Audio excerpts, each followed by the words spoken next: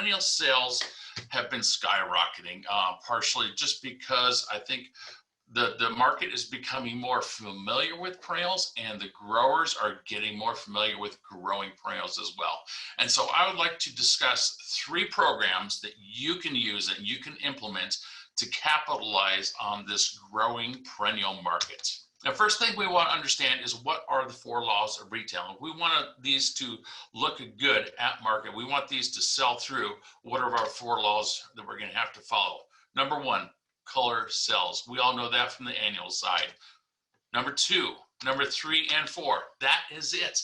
We want to get these things into color. We don't want just a green perennial at retail with a nice colorful label right next to the annuals. They're not going to sell through as quickly. We want these to be no-brainer, spur of the moment purchases for these retailers. And so we're going to get those into color for you. So we're going to discuss 3 programs. First is first-year flowering from seed. Next will be the first-year flowering from cutting or liners. And so these can be seed items that are grown in liners, or they would be vegetative selections of perennials. And the third will be first-year flowering from a mature vernalized liner. And so we'll see a commonality between these 3 here. First-year flowering.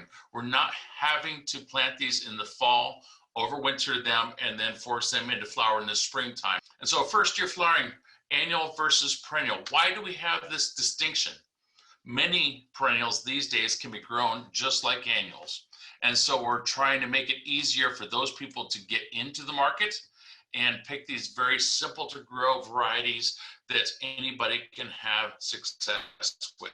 Perennials can be accurately scheduled for flowering, and they can add a new dimension to any annual program. Different textures. We look at lavenders, we could get some great scents. Lavender is huge right now.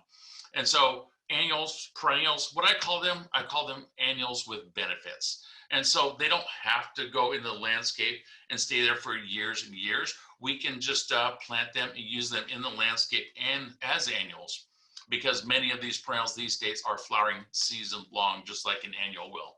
And so I want to thank you all for joining me in the break room for your session of Ball Tech on Demand. Thanks.